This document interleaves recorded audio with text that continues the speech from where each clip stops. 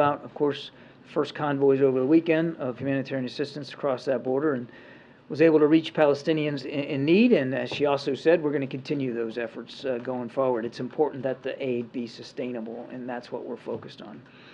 And of course, throughout the weekend, the President received briefings from his national security team on all the latest developments. And yesterday, as you know, he convened calls with Prime Minister Netanyahu, His Holiness, Pope Francis, and then, of course, with the leaders of Canada, France, Germany, Italy, and the United Kingdom. I'm sure you all saw the joint statement from all those leaders that they released last night. I won't reiterate it, but you can hopefully take away from that a real clear consistency and unanimity for Israel's right to defend itself against terrorism, while, of course, adhering to international humanitarian law, including the protection of civilians. Now, we've also seen over the course of the last few days, actually the course of the last week, but certainly over the last couple of days of the weekend, an uptick in rocket and drone attacks by Iranian-backed proxy groups against military bases housing U.S. personnel in Iraq and Syria. And we're deeply concerned about the potential for any significant escalation of these attacks in the days ahead. At the direction of President Biden, the Secretary of Defense has ordered the military to take steps to prepare for this, to ensure that we're postured appropriately, both in terms of being able to defend our forces and respond decisively as needed. The Secretary of Defense has directed 2 carrier strike groups to the region, and we are now sending more air defenses to U.S. air bases in the region. Now, we know these groups are supported by the IRGC and the regime. We know Iran continues to support Hamas and Hezbollah. And we know that Iran is closely monitoring these events and in some cases actively facilitating these attacks and spurring on others who may want to exploit the conflict for their own good or for that of Iran. We know Iran's goal is to maintain some level of deniability here, but we're not going to allow them to do that. We also are not going to allow any threat to our interest in the region to go unchallenged. We demonstrated last week that we have and will use the military capables available to us to protect and defend those interests. And those capabilities are getting bigger and better every day. As President Biden has said, our message to any hostile actor seeking to escalate or widen this conflict is very simple. Don't do it. With that, take some questions. John, is it your view that the Israelis should begin their Gaza offensive whenever they feel ready? It's our view that the Israeli Defense Forces, Steve, need to decide for themselves how they're going to conduct operations. We're not in the business of dictating terms to them, and we're certainly not going to be in the business here from the White House of previewing any future operations one way or the other. That would be inappropriate. And secondly, you said that Iran is actively facilitating these attacks. What are you seeing? What exactly are they doing? Oh, their support for these Iran-backed proxies is no secret. It's pretty open, and they've made no secret of it. Funding, resourcing in terms of providing the rockets and the munitions that they fire, training for some of these guys. I mean, there is a connection between these groups and the IRGC, a very direct connection. We have reported that the administration has been urging Israel to delay a ground invasion. Can you tell us whether other countries are making the same request? Is there a coordinated effort on that front? MJ, I won't speak for other nations and what communications they might be having with Israel. I can tell you we have, since the beginning of the conflict, in the early hours, maintained a level of communication with our Israeli counterparts to ascertain their intentions, their strategy, their aims, to see what their answers are to the kinds of tough questions that any military ought to be asking before you launch any kind of a major operation. Have you thought through the branches? Have you thought through the sequels? Have you thought through the unintended consequences? And so we are in active conversation with them about that. And John, we've seen a number of leaders travel to Israel or commit to traveling to Israel, of course the president himself. Is it your understanding that there would not be a ground invasion as long as there's a head of state in the country? That is a question for Israeli officials to speak to, MJ. Again, I just don't want to be in the position where I am speaking for the Israeli Defense Forces. And just Well, another quick topic. Why is it that people currently are not able to leave Gaza right now? Do you have sort of an explanation as to why that humanitarian corridor for people to exit Gaza, why that isn't open? Is the obstacle Hamas? Is it the Egyptians? I think there's a lot of factors going into why there's no exit out. We're glad that stuff's going in, as Karine briefed y'all, but we still want to see safe passage out, and particularly for the several hundred American citizens that we know are in Gaza and want to leave. And Ambassador Satterfield is on the ground working this very, very hard. But there's a number of factors, and I think security, certainly Egyptian officials have spoken to this. I mean, there's they've got legitimate security concerns, and again, we just need to work through that. Admiral, can you tell us the latest on the status of hostages and the work to try to release additional hostages? Do you see a category of those being held who might be sort of the next available to be released if that were to take place? Can you give us a sense of what that picture looks like? I wish I could, Kelly. I really do. And these are all great questions, but unfortunately where we are right now in the process makes it impossible for us to publicly detail the efforts that are going on. We are grateful for all the help we got, and we got help getting those two Americans out, the mother and daughter, and we're glad that they're okay and they're going to be reunited with the families and come back home. But there's a bunch of others that aren't. Now, a small group we still think are Americans, and then there are dozens and dozens from other countries, and obviously Israel as well. And there's just a lot of effort going on, a lot of conversations and discussions with partners in the region, and I think it's just best if we don't detail that. Do we have more specificity on the number of Americans? It's floated from a handful to as many as 10. Anything more on that? I want to be careful here because the numbers, as you rightly said, have fluctuated since the last time I talked to you. Certainly now we're glad to know that the number is down by 2, obviously. But we still have about 10 unaccounted for Americans, and it's not exactly clear to us where those 10 people are. So I would still categorize it as about a handful.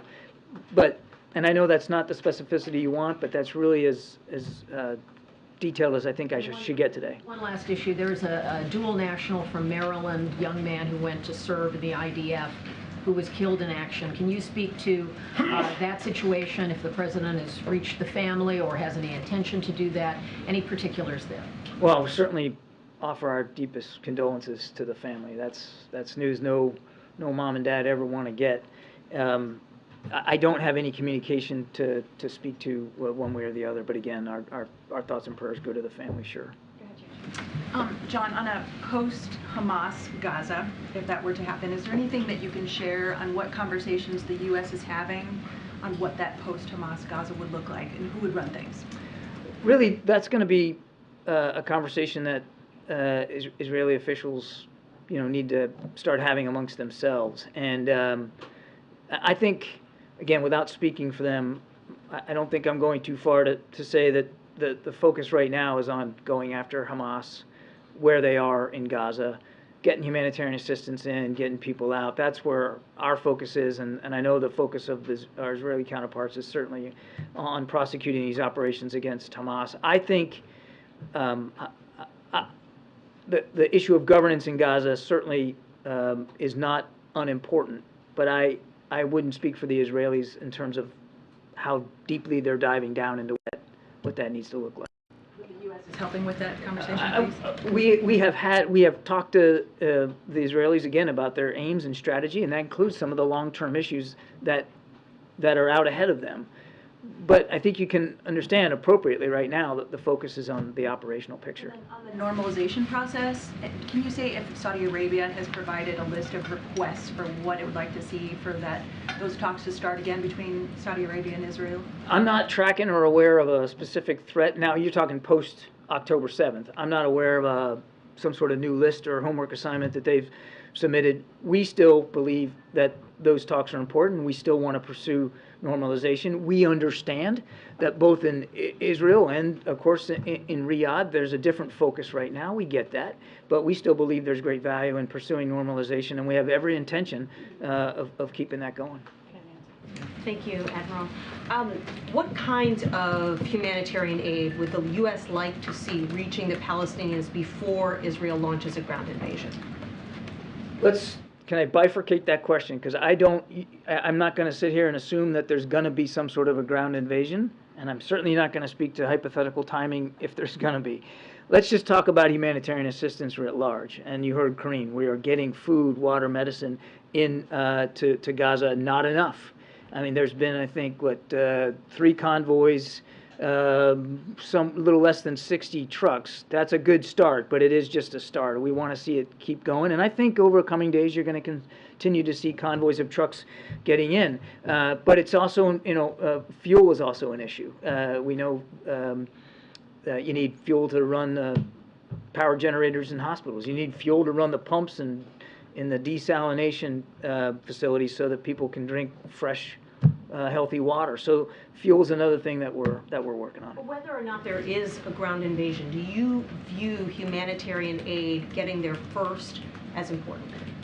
Whether or not there's a ground invasion, we believe that humanitarian assistance flowing to the people of Gaza is critically important, and it needs to go as soon as possible and as much as possible. And where does the president stand on this? Because there was some confusion over the weekend about whether or not he had said that, yes, he does want Israel to wait until humanitarian assistance can get to the Palestinians before any invasion. We have been crystal clear with our partners in the region, including Israel, that we want to see humanitarian assistance flow. There's been no change to our posture on that at all. But as I said, I think to Steve's question, we're not dictating military terms to the Israeli Defense Forces. They have a right and a responsibility to go after these terrorists, and they certainly are going to do it in a way that they choose to, that they believe is appropriate to the threat.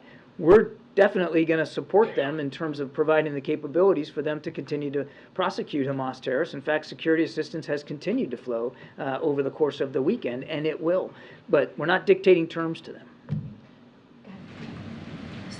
Thank you. So the UN Secretary General, the European Union Foreign Policy Chief, and several international leaders are calling for a humanitarian ceasefire. Will we see the United States calling for a humanitarian pause? What we want right now is make sure Israel has the tools it needs to defend itself and to go after Hamas, and that humanitarian assistance keeps flowing. Now, it's started, and it's a good thing. We want to keep it going and keep it sustainable. That's what we're focused on. Sorry, you mentioned this joint statement yesterday where President Biden and several Western allies asked Israel to protect civilians. But the death toll in Gaza is rising sharply. Does it look to you that Israel is abiding by international law? Are they listening to your advice? We're not going to parcel out each and every event that happens on the battlefield, especially since we're not there. I can just tell you that there hasn't been a conversation that we've had with Israeli counterparts, and we've had them at all levels, where we aren't talking about not just what they want to do, but how they want to do it. John, 2 Fridays ago, I reported that the U.S. was urging Israel to delay a ground invasion after the officials here issued statements to other outlets denying that was the case. In the days, week plus since, other outlets have started to report the same information that I had, but today you're not confirming any of those reports. My question is, aren't you at all concerned that if the U.S. is not clear with the public about what we are asking or suggesting to Israel that they do here, that that's going to complicate getting this aid package through Congress? I mean, you guys are asking for more than $105 billion, which a portion of this goes toward Israel. Are you concerned that not being clear with folks about what the U.S. is advising Israel to do will hamper support in Congress for this aid? We've been very clear and consistent about our support for Israel and their ability to defend themselves. Jackie, we've been very clear and consistent about the fact that we're going to keep providing security assistance so that they can do that. We've been clear and consistent about the need for humanitarian assistance to flow, and clear and consistent about our desire to get people out of Gaza as well as to get our hostages home. I think we've been very clear and consistent throughout, and that includes with members of Congress. And yes, we are going to need congressional support to continue to support Israel. We've got enough appropriations available to us for a while longer. Well, how long is that while is going to depend on the expenditure rate and the kinds of operations that they're conducting. So we desperately need Congress to act on this supplemental request. Well, you said you've been asking tough questions of the Israelis about their strategy here. Are you liking the answers that they're giving you? No, I'm not going to talk about the details of the conversations that we're having. Again, these have been clear and consistent conversations. Again, making sure that they have what they need and that they are thinking through that we are asking them what their answers are to the kinds of questions that any military ought to be asking itself as it conducts operations. But on the aid portion, how, for instance, are you going to convince people that this is not going to get into Hamas's hands when, for instance, we saw fraud with something like COVID relief money in the U.S. And we're now talking about securing an understanding with Hamas, a terror group, about how this humanitarian aid should be used. I mean, how can you convince people that that is going to be a worthwhile, necessary, and secure endeavor? We certainly share concerns about any diversion of humanitarian assistance for Hamas purposes. I mean, for instance, fuel's a good example. That we know that they need fuel to be able to electrify and to power up their tunnels, for instance. Keep the lights on. So we understand that. We're not blind to the potential concerns here over diversion, which is why Ambassador Satterfield is on the ground. His whole purpose is to make sure that that humanitarian assistance can get to the Palestinian people. We have seen no indications as of today that any of the trucks that Karine talked about, any of the material in those trucks, have been diverted to Hamas or been absconded by Hamas. That, in fact, every indication that we have is that it has, in fact, gone to the Palestinian people who are in desperate need for it. I would remind folks that we have trusted partners on the ground, humanitarian aid organizations, and of course the UN Relief Agency is on the ground, and they very much are taking a personal stake, a professional personal stake, in making sure that that aid is getting where it's needed. We're going to watch it. Obviously, we're going to watch this closely. We don't want to see Hamas benefit any more than anybody else does. Just following on that. How does the U.S. go about knowing that it is getting to who it's supposed, the aid is getting to who it's supposed to get to, and not Hamas isn't taking a bit off the top? And then second, could you confirm that the president has sent Lieutenant General James Glynn and some other folks to advise the Israelis? So on your first question, Amr, in fact, I'm going to write these down because I'm going to probably forget it.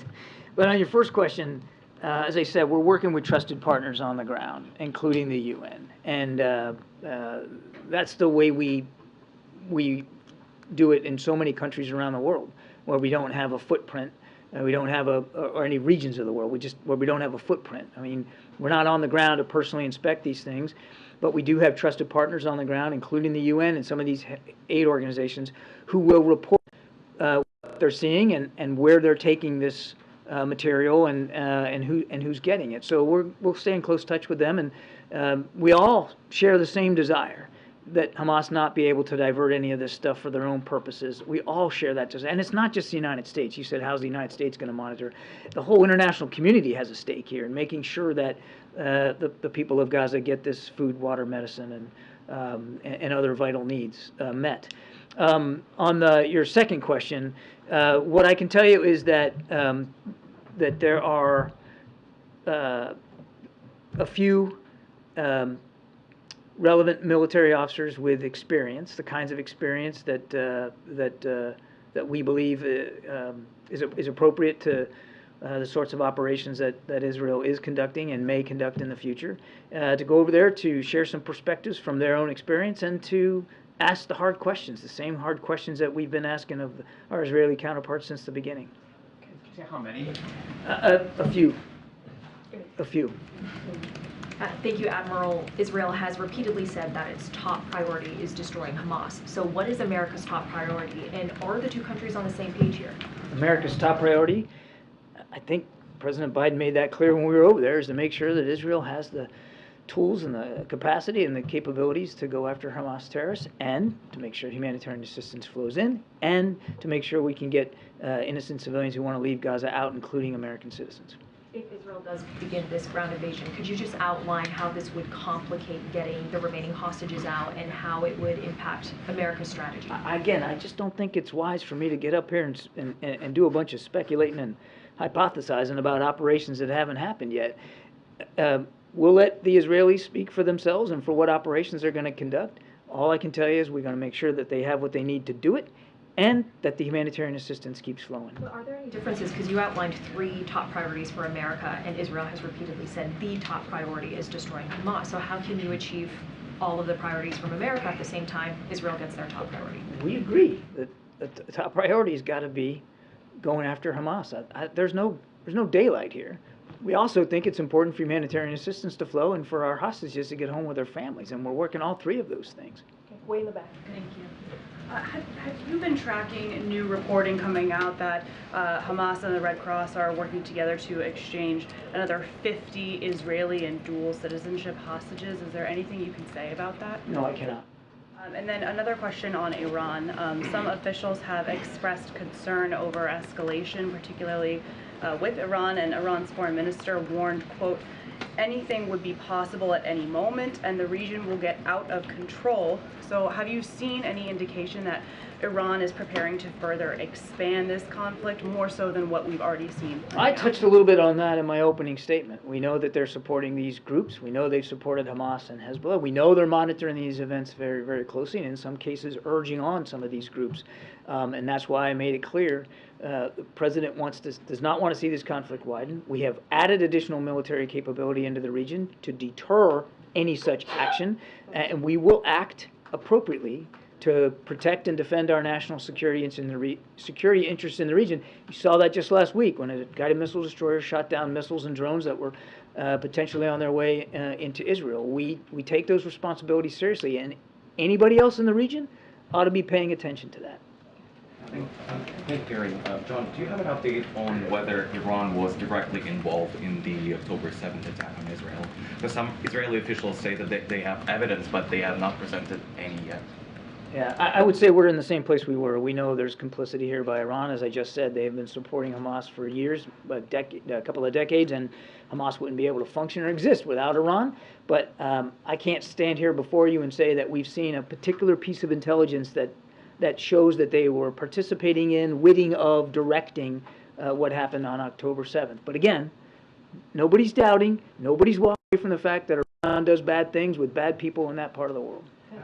How does the White House see China's role in the Israel-Hamas conflict, and what's your reaction to China sending 6 warships to the Middle East? I'll let China speak for their foreign policy in the region and whatever their take is. I've seen them call for both sides to ratchet down the violence. We've been clear about where we are, and we're on Israel's side here. Israel needs this support to go after Hamas terrorists. That's not going to change. And I'll let them speak to their naval maneuvers and where they're putting their ships. Talking to China or Russia on the Israel-Hamas conflict? Or not? I know of no particular conversations we've had bilaterally with either country thus far. Thanks, Karine. John, speaking of the Americans in Gaza, some are being told that by the State Department, by the administration, to go to the border. We were told on Saturday they were told to go to the border, but they obviously could not leave. Are you still advising Americans to go to the border? What's the hold up there? You'd have to talk to the State Department. I can't speak for the communication that they're having with American citizens there. What I can tell you is that we are working this very, very hard to get them out of Gaza, again, through Rafah.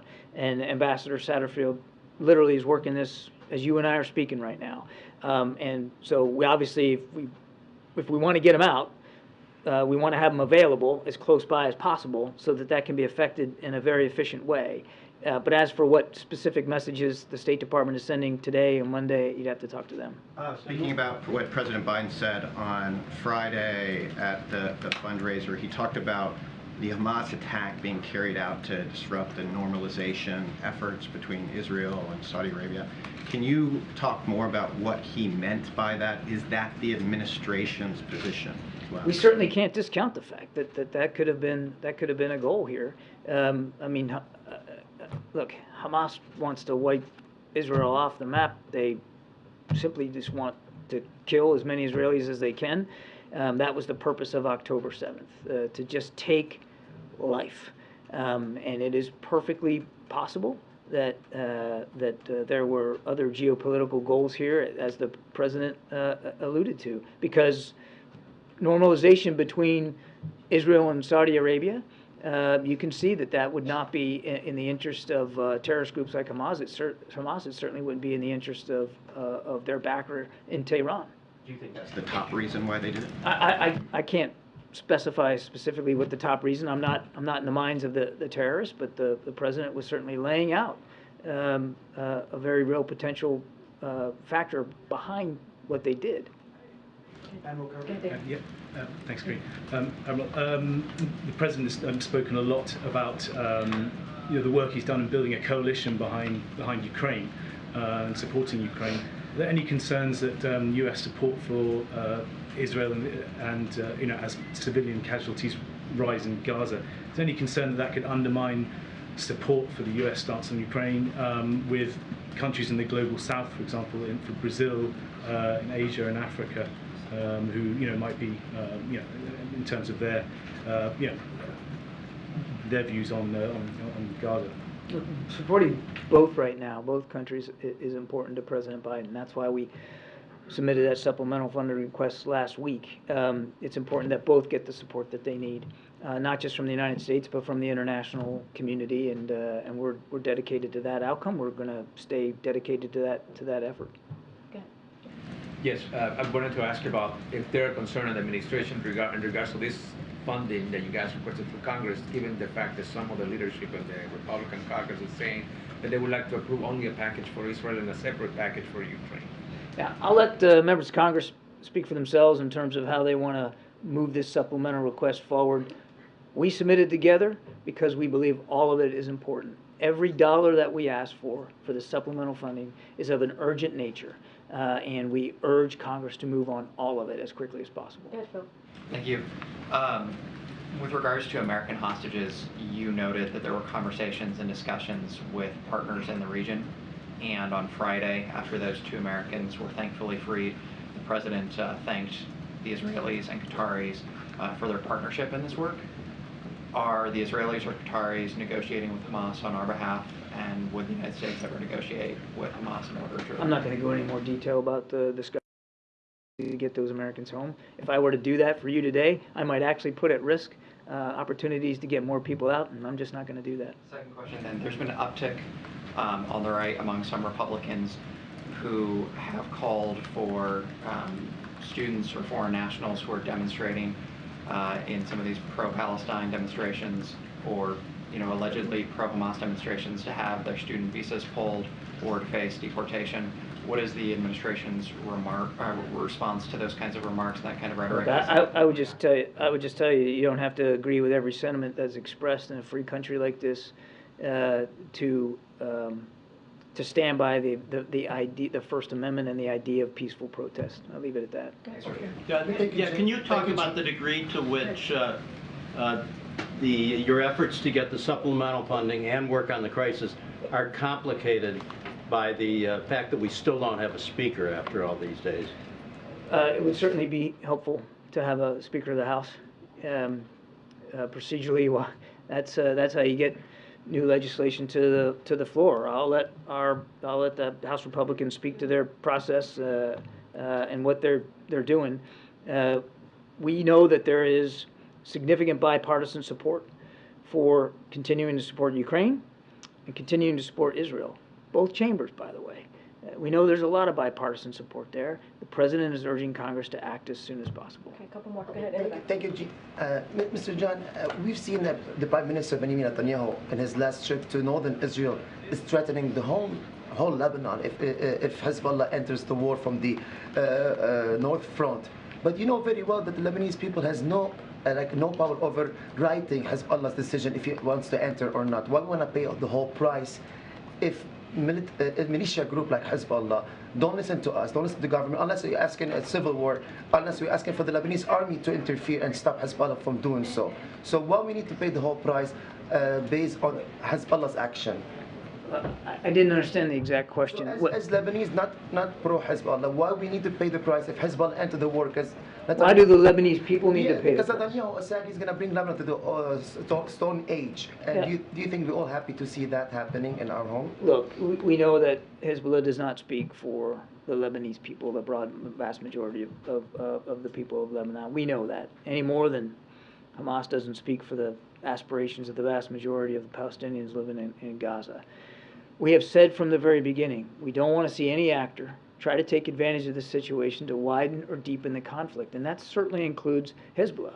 And that's why the president has added additional military forces to the region, and more forces will be coming in days and weeks ahead to try to deter any actor from widening or deepening this conflict. I understand the question. I don't think at this stage it's helpful to speculate about something that hasn't happened and hopefully will not happen. What I can tell you is we know we have significant national security interests in the region, and we're going to work to protect and defend those interests with additional military capability. And any actor who's beginning to think about entering in and widening or deepening this conflict ought to take a look at how seriously we're taking our responsibilities. So adding more military, and so can we understand what is the job description for these two ships? Is it only to supply military aid for Israel, or also could be possible to enter the war if anything had break in that region? Just a bit of information regarding that matter. Well, first of all, it's not two ships, it's two carrier strike groups. There's a lot of ships in a strike group. I can speak from experience on that one. And you got the Gerald R. Ford strike group that's in the Eastern Mediterranean. You saw Secretary of Defense Austin announce that the Eisenhower strike group, which is still crossing the Atlantic right now, will operate for a time in the Med, and then she's going to go on through and into the Central Command Area of Responsibility, the Middle East, the Gulf region. They are there for two purposes, and I'm going to say it again, and you're probably sick of me saying this, but it's true. One is to deter any other actor from widening, deepening this conflict, and two is to make sure that we are ready, poised, and able to protect and defend our national security interests in the region writ large. That's what they're there for. Okay, go, John. Thanks a lot, Karine. John, in regards to the emergency supplemental, you've spoken before about the emergency need for funding for Ukraine.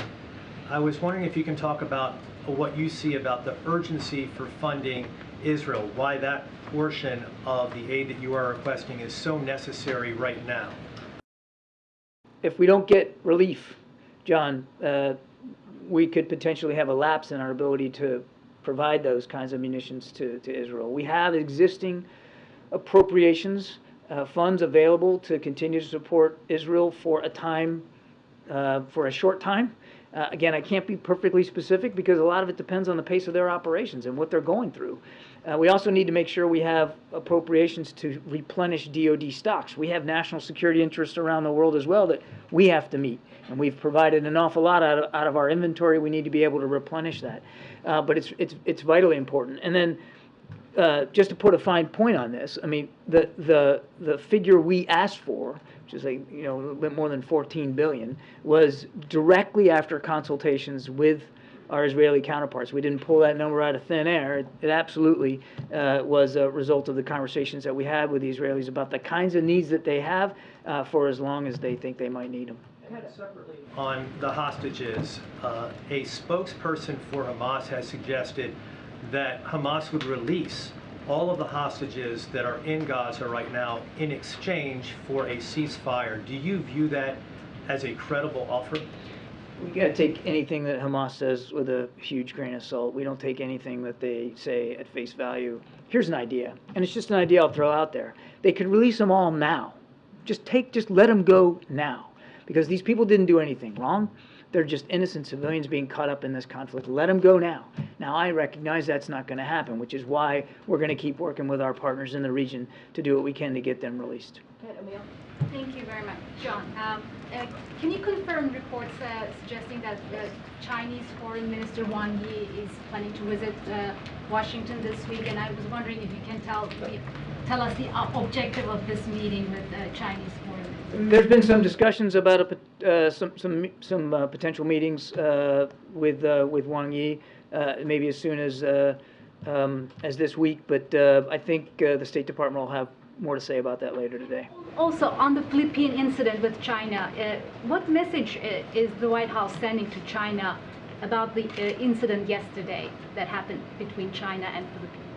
I'm sorry. The vessel collision incident with the Philippines and China. What message are we sending to China? What do you say to China about this conflict? Well, So you're calling it a conflict. I'm not aware of a collision, so I'll have to go back to the team and get some more information.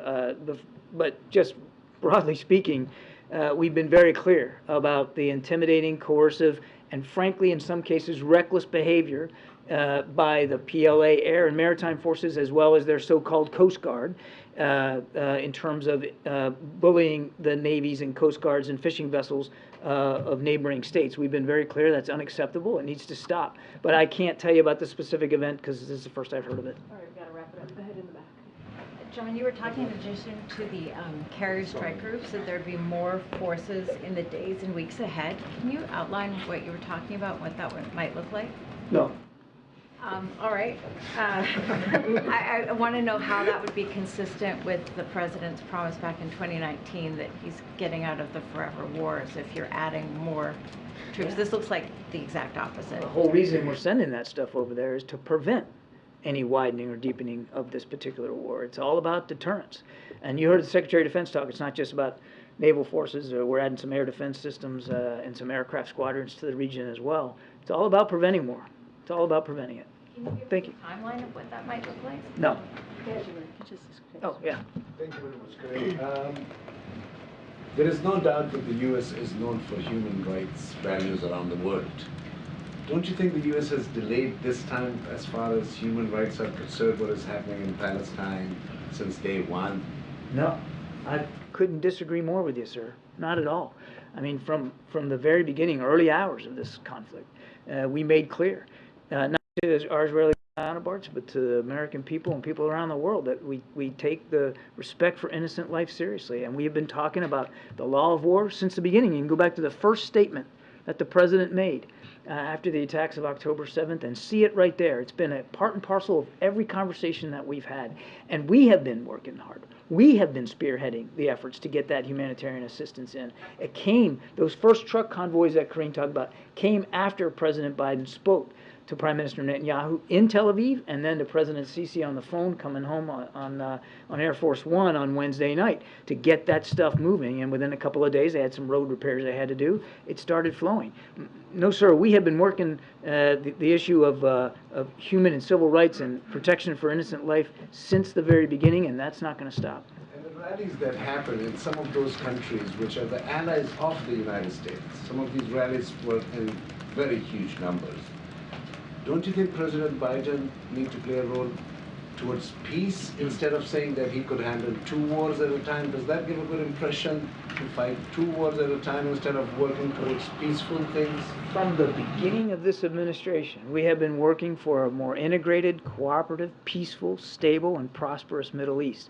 And I'm not going to reiterate for you the list of accomplishments, but they're all there. I'm happy to send you an email with them. We have been working hard on trying to get the Middle East to be a more stable, prosperous region. That's not going to change. Now, obviously, you know, these attacks on October 7th were horrific, and the Israelis have a right and a responsibility to respond to those attacks. I think everybody understands that. And so we also understand that the focus of countries in the region, particularly Israel, is going to be on that. It's our focus too, but that doesn't mean we're going to give up. It doesn't mean we're just going to walk away from it.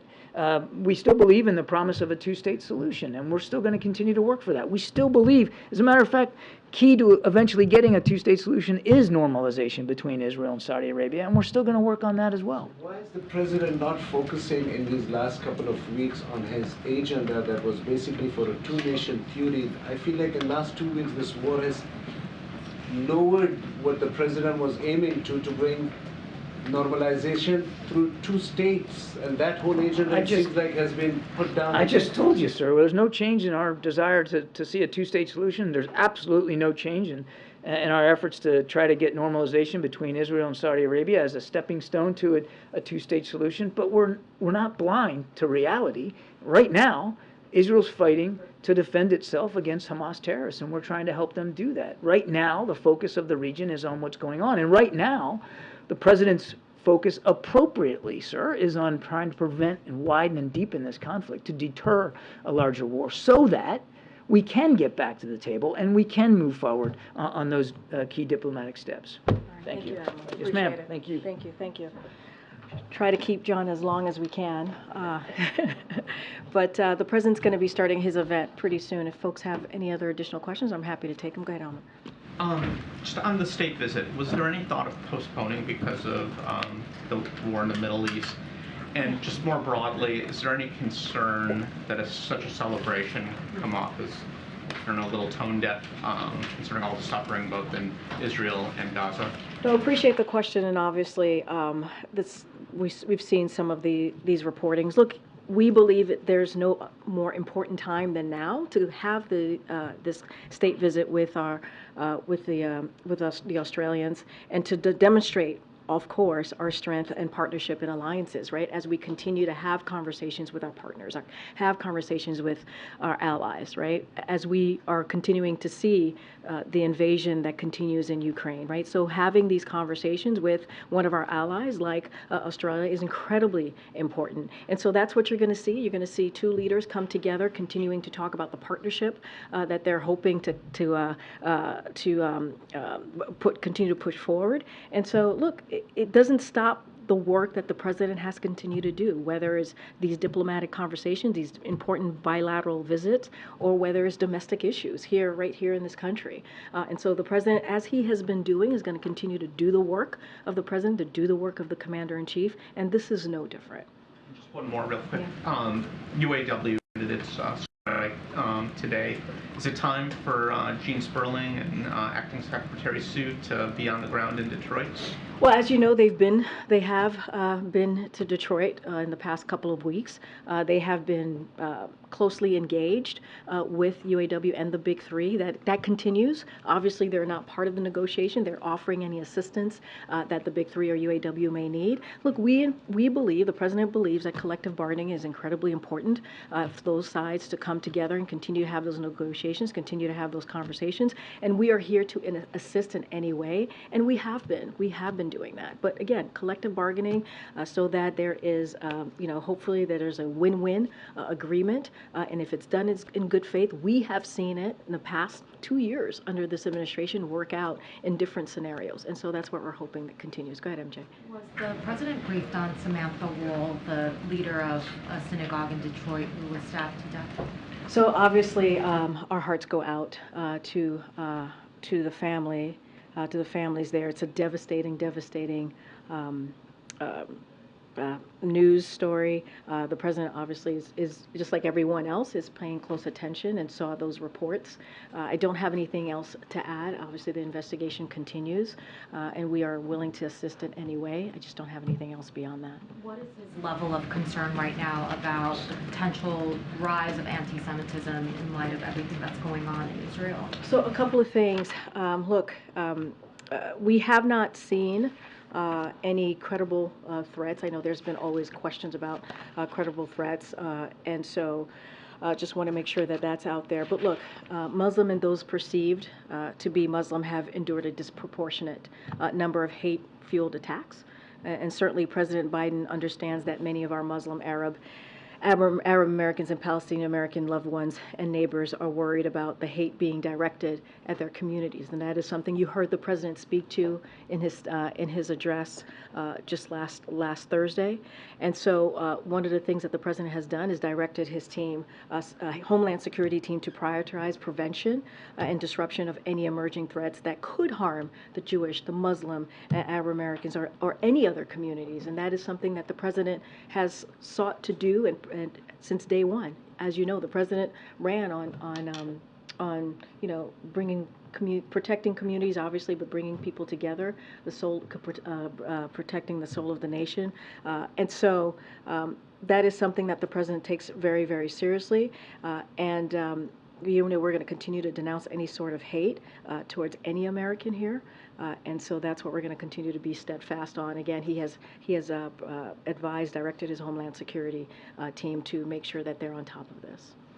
Are there specific deliverables you're hoping to get out of the Australian meetings this week, or is it more of a consultation? So we'll have more on the agenda for the meeting. I certainly don't want to get ahead of the deliverables that will come out on Wednesday, but certainly we'll have more to share. And obviously we tend to have these background calls that NSC leads, and so we'll have some more in depth on the priorities and the agenda and what we're looking to do. I haven't called on you. Go ahead. Thank you. I know John Kirby addressed the protests on college campuses, and I appreciate that the president respects First Amendment rights to protest, but does the president view anti-Israel protests and sentiment on college campuses as anti-Semitism? So look, I'm not going to get into what's happening across the country and at different universities. Not going to get into the specifics. As the Admiral said, the First Amendment right? That's what something, peaceful protest is really part of our democracy, being able for folks to be able to express their feelings. I'm not going to get into any specifics on that. The president has been very clear in wanting to make sure that Jewish Americans, wanting to make sure that Arab Americans, Muslims are protected here.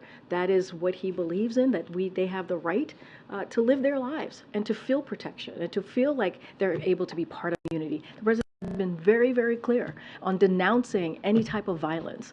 And so as it relates to peaceful protesting, people have the right to do that. But we're just not going to get into blow-by-blows of what's going on across the country. The president has been very clear, very clear. Blow by blow, but the president himself said silence is complicity. So if there's anti-Semitic letters being sent by students or protests, sentiment at protests, of course, the president doesn't is against anti-Semitism. Of course. This is a president that you have heard me say wants to protect communities, whether it's the Jewish community, the Arab American community, the Palestinian community. This is someone who is going to speak out against anti-Semitism, of course.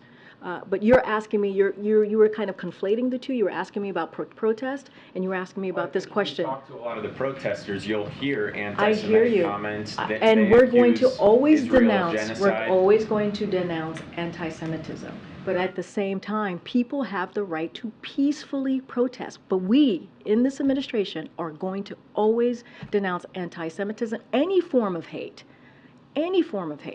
whether it's against the Jewish community, right? Anti-Semitism against the Muslim community, Arab American community, or the Palestinian. We are going to denounce any form of hate that comes towards those communities.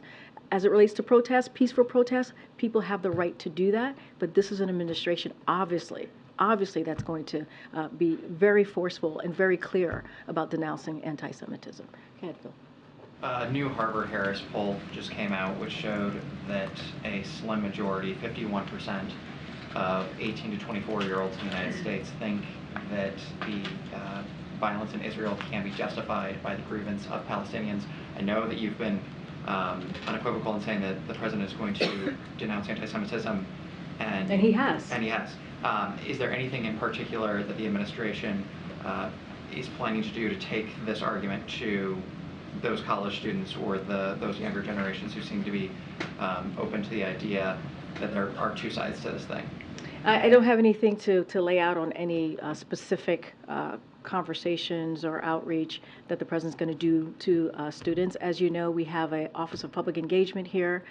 We have other offices here at the White House that is constantly engaging with communities, including the young community. I just don't have anything specifics to your question on the president's schedule to do that. I'm going to see who I have not called on. Jackie, I've called on you. Go ahead, way in the back. Karine, when it comes to these different wars, Admiral Kirby made it clear, deterrence, right? Send these strike groups to the Mediterranean so that no one else gets involved. But it seems like our deterrence in Russia did not work. Our deterrence with North Korea building up its stockpile didn't work. Now here in the Middle East, our deterrence hasn't worked. What are we doing to make our deterrence actually have teeth? I mean, look, I would look in Ukraine, specifically, as you mentioned, with Russia. Remember, the first days of that war or of that invasion, Russia was supposed to take down and take over Kyiv. And it is because of what this president was able to do to bring together more than 50 nations, our allies and partners, and also to continue to provide the assistance that Ukraine has been that has now to fight off, right, to fight off what's going on in their country. That they've been it's been impressive. You've all reported how impressive that the Ukrainian people have been. And so that is going to continue. That is continue to support to Ukraine. That's why we put forth the supplemental request last week to hopefully to continue to give those security assistance to Ukraine. And look, as it relates to Israel, the Admiral spoke to that on what we're trying to make sure that Israel has what it needs to defend itself. And we're going to continue. And let's not forget the humanitarian aid that has to go into Gaza. And that is something the President and Admiral said this. The President went to Israel, had the conversation with the Prime Minister, also had conversation with President Sisi, and look what he's been able to do. We've seen multiple convoys go in and provide that humanitarian aid. Look, we are going to continue as the Commander-in-Chief, leader of the free world. Of course, the President is going to make sure that we are there for our partners and allies. That will continue. That will not end. And that's what you're seeing the President do every day. Go ahead. Follow up. I understand you're saying that he's rallied the troops and brought allies together, and that all makes sense. But I guess, again, the origin of my question was, why aren't we doing a better job preventing these wars in the first place? What we are doing, and Admiral spoke to this, of course, as he talked about the Middle East, and of course our goal has always been a prosperous Middle East, a peaceful Middle East. He literally went into speaking about what the goal has been and what we're going to continue to do, make sure that there is peace, right? Make sure that we bring our allies and partners together. That doesn't stop. But at the same time, right, if Russia's going to invade Ukraine, we have to be there for Ukraine. Right, trying to take over their sovereignty, their democracy. We have to be there, right? If we have to be there for Israel, as they fighting off a terrorist organization, right? Innocent people are being killed, and so the President's going to be there for that. And so, look, it doesn't stop us, deter us from what we're trying to do more broadly. In having these diplomatic conversations. You saw, as I mentioned to one of your colleagues, Australia's coming. We're going to continue that conversation on how we're going to help Ukraine and continue to be partners and allies. But look, we're going to do the job that is at hand. That's what the President is focused on. Go ahead. Thank you. We haven't really in this briefing, we've been mainly covering foreign policy. The President's event that he has coming up, which is on a domestic investment part of his agenda, does the President see any frustration in the fact that so much of the attention is on foreign policy, that the domestic agenda is sort of less in the news on a day-to-day basis, particularly with what's going on in the Middle East, or is that just the reality of the way the world is? I mean, it is the reality of where we are and what's being reported by all of you, right? It's just the reality of where we are. Look, but it doesn't stop the President, like you said, for today, right? Making announcements that's important to the American people, right? The American people want us to see them delivering, whether it's the economy, whether it's healthcare, whatever issues that is important to them. It's the President's going to make a big announcement in a couple of minutes that you all have reported. Actually has gotten great coverage on what he's trying to do and will be announcing today. And look, you know, it doesn't stop the President from doing the job that he has to do every day. And you've seen him do that, whether it's foreign policy, whether it's domestic issues. We try to hit that every day, and you hear the President talking about that every day. There are incredibly important issues that are top of mind for Americans that the President's not going to stop talking about. And as you all know, the President has multiple things to do all at once. And that's what you're going to see him do today. And that's what you're going to see him do on Wednesday when he welcomes the Australia Prime Minister. And that's what you saw him do last week when he went to Israel. And not just that, had conversation with the President of Egypt, right, to make sure that things are moving forward and making sure that we're getting that humanitarian aid into Gaza. None of that stops. None of that stops. I think I have to go. All right, thanks, everybody. We'll see you tomorrow. Thank you very much. Will you speak to Israel at this event?